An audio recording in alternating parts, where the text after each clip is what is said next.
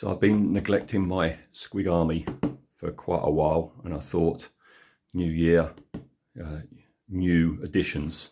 So yeah, going with the Mangler Squigs, which I've done twice before. So before I open that and crack on, let's show you the first one. This is the earliest version of the Mangler Squigs in the what I call fail cast resin, the very brittle resin that's just horrible to work with. But there he is, missing a rider because the glue didn't work very well with that resin, so he's always pinging off. He's around here somewhere. If I find him, I'll pop him back on for the end of the video. But yeah, this is my early days doing fantasy big figures, and as you can see, I just stayed with the yellow because it's always bad moons for me. I love the eyeball on this fella. Not so much on that one, but that one is cool. They've always got a lot of character, the Squigs. So that was my first one. I don't use him much because, as I say, the resin's quite brittle and things tend to snap off. So if I want to use Mangler Squigs and I'm taking the figures to a shop to play, I use this one, which is the one that I've just shown you on the box. This is my my other Mangler Squig, one with a little mask on and one not.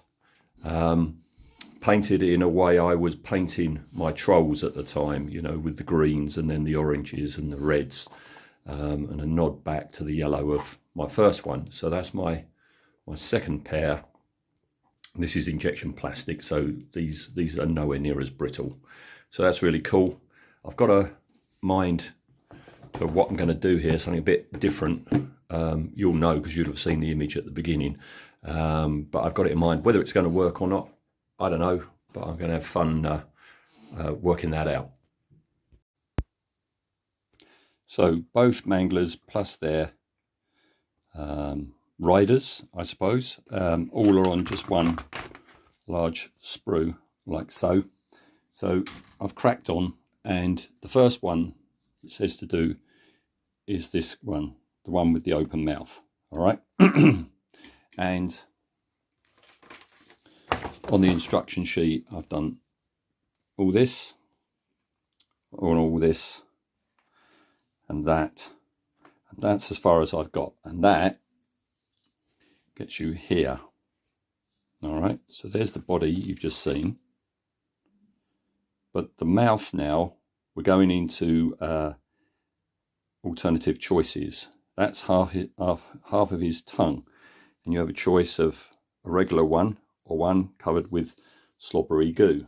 And first time round, I did the regular one. So, of course, I've got to do slobbery goo. So that will be the next bit, sticking the slobbery goo in, all right? And then putting the bottom jaw on, okay?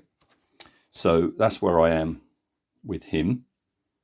There's going to be multiple choices still to come with him because, as ever, I've got to try and make them look different and try and make them look like they're not the same model. All right, so that's the next bit, is put the tongue in, put the bottom jaw in, which will get me that.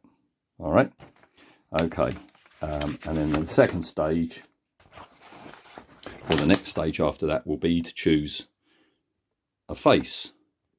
So it's either that one, which is that one, a stone mask affair, or a smaller face, and I'm going to go for that one. Okay, I don't really like, where's the photo of it? Maybe it's the paint job, but I don't really like this mask affair. And I have already got a mask on my original one, this mask on him. All right, so that's what I'm going to be doing. I'm going to be putting his face on. All right, and that's what I have to do. And then I've just started the second one, which is you get the half of his body and you stick the tongue in to her, which is here. That's as far as I've got. All right, so I'll come back with maybe both of them assembled. So that's both Manglers done. This face, I don't know, the eyes, the actual look on his face, look, he looks like as if he's eyeing you up and contemplating you, but the tongue is like the tongue of a rabid, you know, out of control creature. So it would have been far better on this one, because he's got the face of somebody who's like rabid and out of control. But anyway, it's all right. So he is done. I can put him to one side. I've got to fill a few joins, but nothing too bad. All right. And then the other fella, as I say, I want to make him different from the ones I've already got. And you are given options. So here now is his, basically his face that he's got is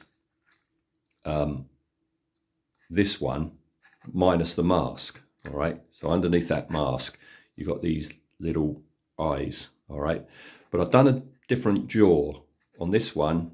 His left big tooth has got a gold cap. On this one, it's the right one.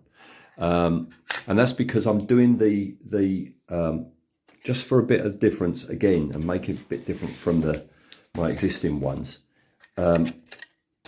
These are my existing ones, all right? But you have an option of doing him as a loon boss, which is this one, right? With these guys, that's your loon boss, all right? That's this fella, all right? Now, what I'm going to do is, I don't want a loon boss version. So what I'm doing is, this bottom one I'm doing as is. This top one is built for, that is it. But I'm not going to be using that guy,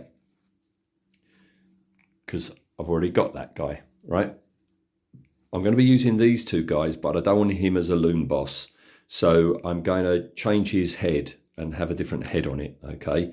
And the other thing I hadn't realized and hadn't spotted at all, but you can see it now. If you look at the orientation of that squig to that squig's going that way, that squig's going that way. That's not what's happening on my original one, all right?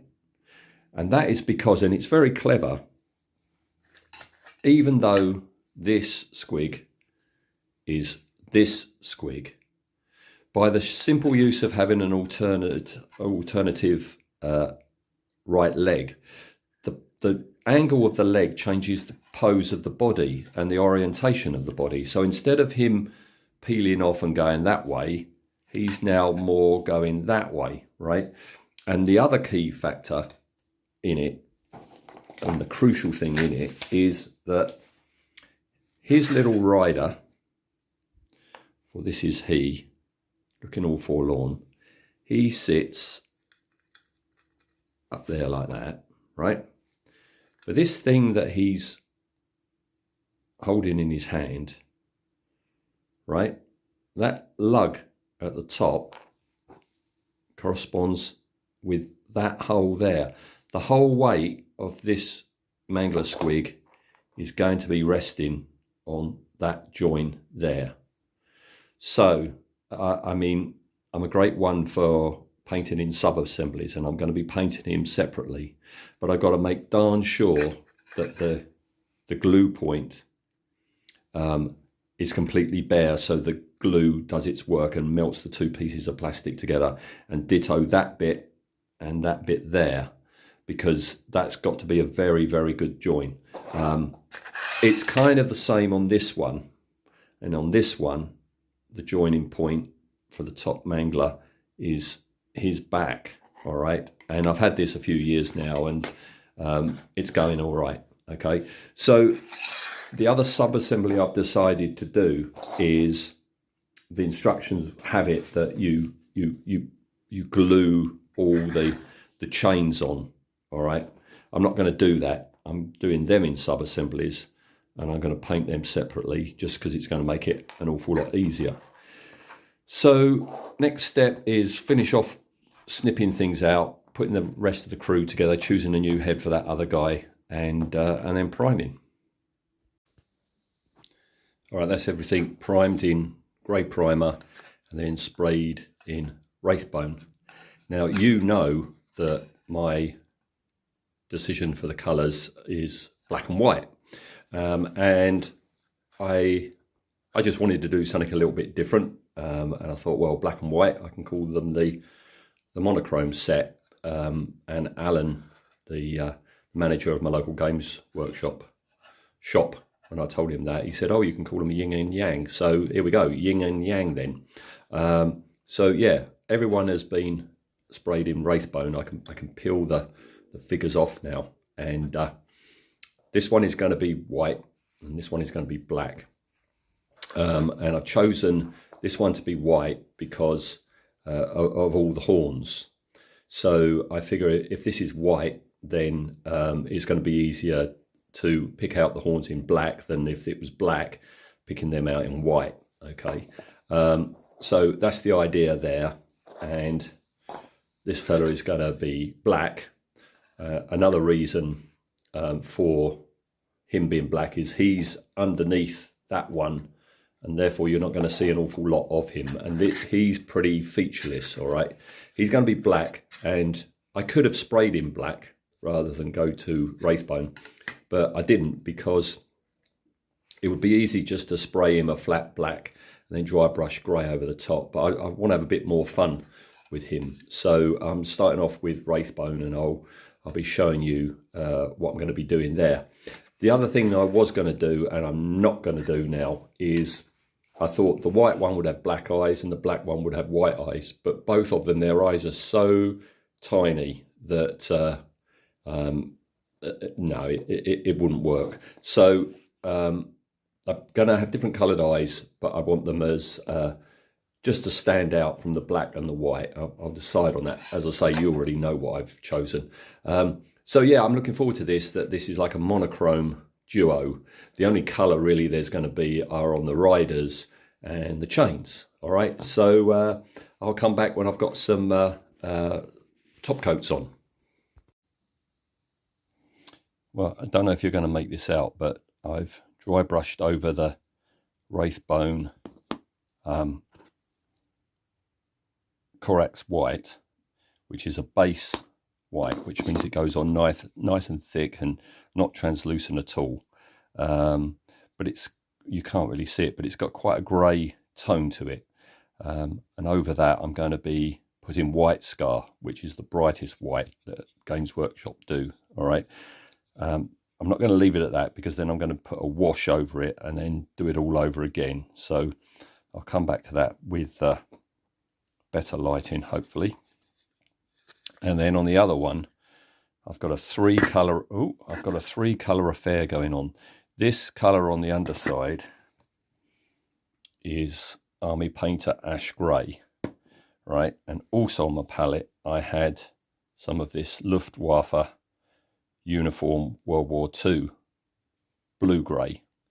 And what I did was, after I'd done the underside, I then got some of the ash grey, dipped it in the blue grey to make this mid-tone, which is just here, and then I just went into the dollop of the neat blue grey, and I've just put it all over the top.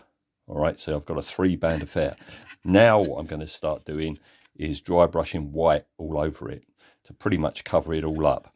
This is because ultimately I'm going to be using a black, or maybe two black contrast paints, and I just want there to be something under the contrast paint to give it a bit of interest, rather than just over a straightforward grey or a white. All right, so not sure how this is going to turn out, but let's give it a go.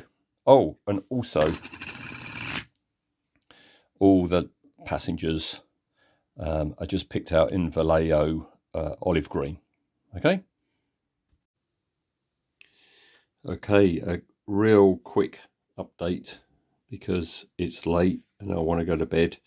There we are. That's those three colours with white dry brushed over the top, and now I go in with a contrast paint. Sorry, I've had a few drinks, to start making in black. Okay, been having a bit of a wash over the grey one. I've used Black Templar, which you can kind of still see the gradation in greys. I'm quite happy with that. It's looking very stark at the moment. That's because there's no other colours on it. I think once I put more colours on it, that's going to be fine. And yeah, I built up the white to the brightest white, that white scar that I say.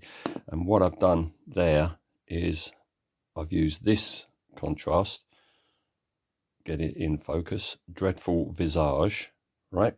But very, very watered down, a very, very thin wash, all right? And I've just let it pool and dry naturally.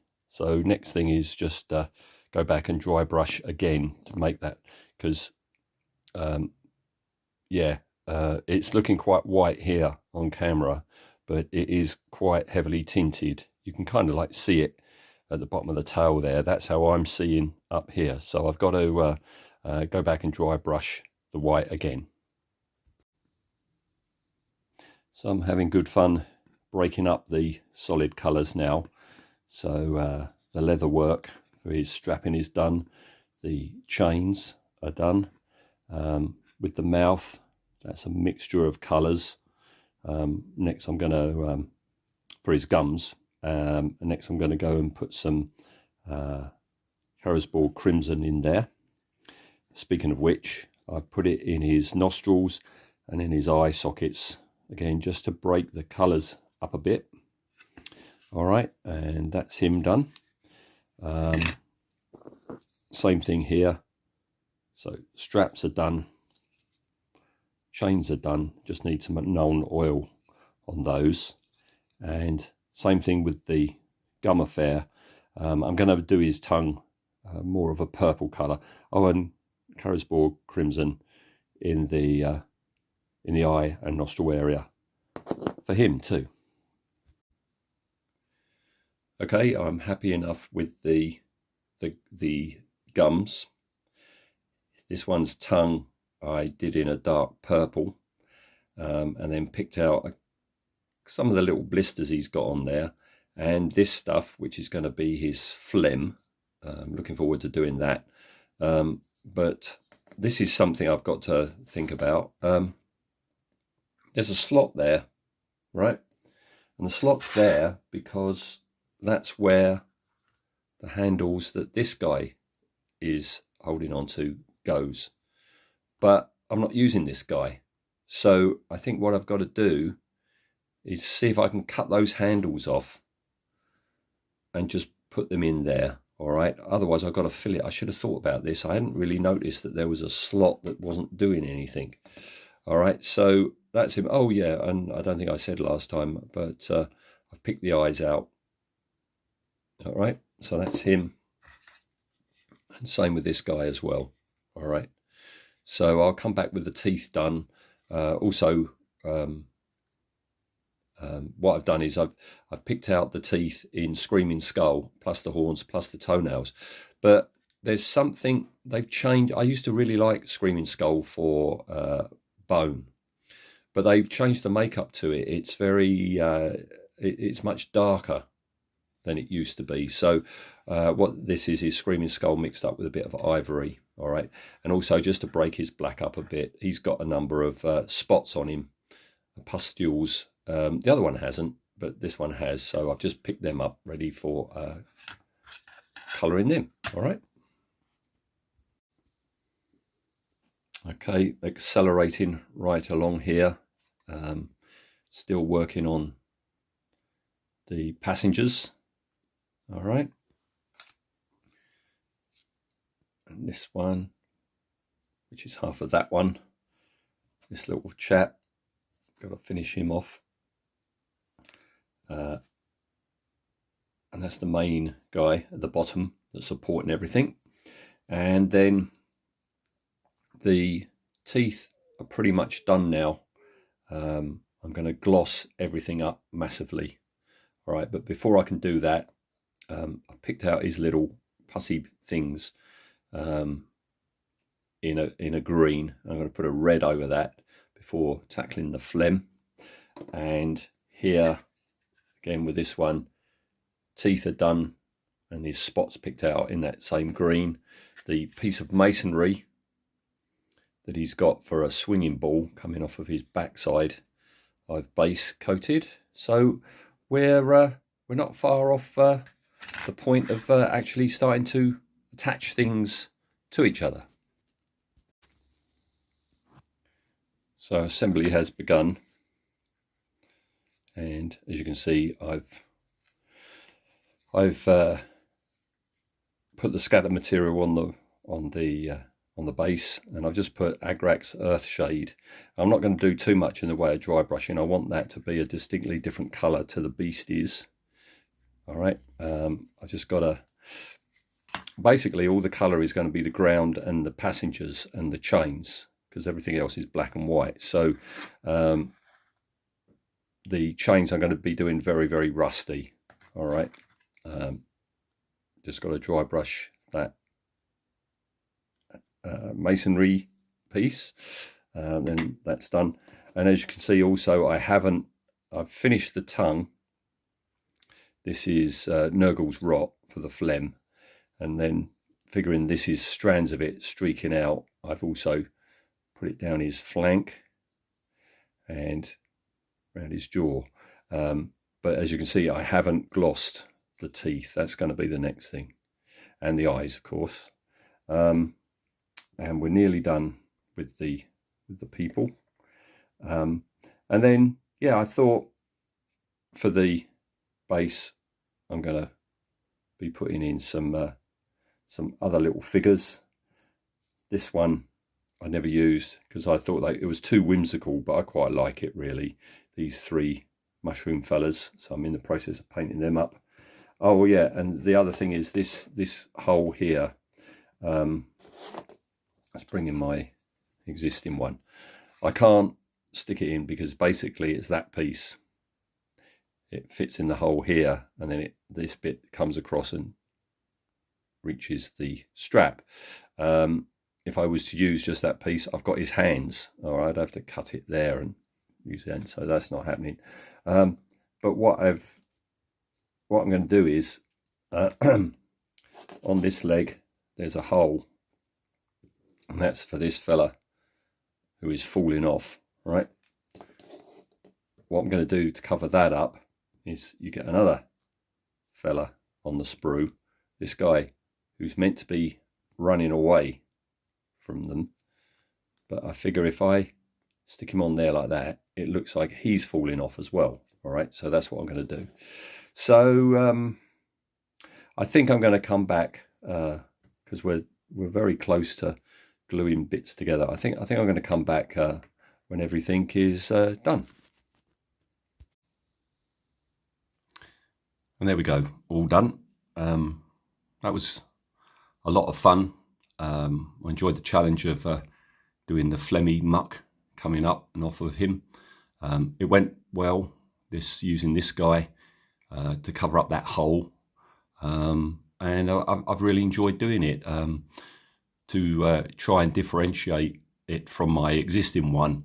You know, it wasn't just a case of the colour scheme, but I did all the teeth in a different way this time as well.